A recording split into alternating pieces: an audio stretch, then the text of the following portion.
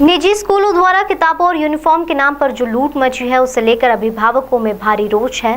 रोज इसकी खबर अखबारों की सुर्खियां बन रही है, लेकिन उस पर अभी तक कोई भी एक्शन नहीं हुआ है।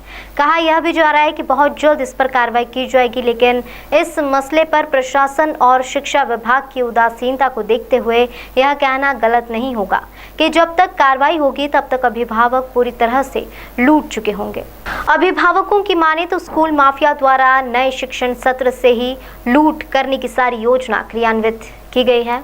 इसमें कुछ दुकानदार बकायदा परसेंटेज के भागीदार बने हुए हैं। स्कूल प्रबंधन द्वारा अपनी तय रणनीति के तहत एक विशेष दुकानदार को शिक्षण संबंधित सामग्री बेचने का ठेका दिया जाता है, जहां अभिभावकों को भेजकर मनमाफिक दाम वसूले जा रहे हैं। इतना ही नहीं, बेहद घटिया कपड़ों से निर्मित स्कूल ड्रेस को भी यह लोग बेहद ऊंचे दामों पर बेचकर मुनाफा कमाने का खेल चला रहे हैं।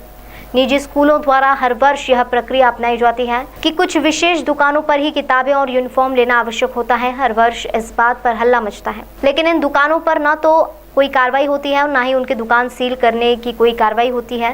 निजी स्कूलों और इन दुकानदारों के बीच जो कमीशन का खेल चलता है वह प्रशासन विभाग को पूरी तरह से मालूम है। बावजूद इसके इन पर कोई कार्रवाई न होना जिला प्रशासन और शिक्षा विभाग की कार्यप्रणाली पर प्रश्न चिन्ह लगाता है।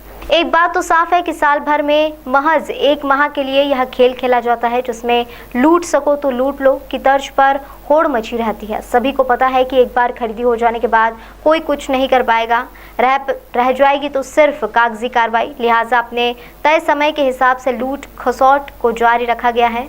इधर कार्रवाई की बात जो रहा, अभिभावक मजबूरी वश किताबें और ड्रेस खरीद तो रहा है, लेकिन उसे इतना तो समझ आ ही गया कि सारी खरीदारी होने के बाद ही अब कार्रवाई हो पाएगी। शिक्षा माफिया के इस मायाजाल से अधिकांश अभिभावक अपने आप को प्रताड़ित मान रहे हैं, क्योंकि मध्यम वर्गीय परिवार अपने बच्चों को अच्छे स्कूल में पढ़ाने की चाह में प्राइवेट स्कूलों में पढ़ाते हैं, लेकिन प्राइवेट स्कूल मध्यम वर्गीय परिवारों की जेब पर डाका डाल रहे हैं। अगर समय से नई शिक्षा नीति लागू हो जाती है तो यह मुसीबत मध्यम वर्गीय परिवार को नहीं झेलनी पड़ेगी, किंतु शिक्षा विभाग के लचर व्यवस्था के चलते नई शिक्षा नीति लागू नहीं हो पाई है और शिक्षा नीति पर अधिकारी वर्ग कुछ भी कहने से बचते नजर आ रहे हैं। अब देखना यह है कि शिक्षा अधिकारी समय से जागते हैं या मध्यम वर्गीय और गरीब परिवारों की जेब पर डाका डालने के बाद जागेंगे।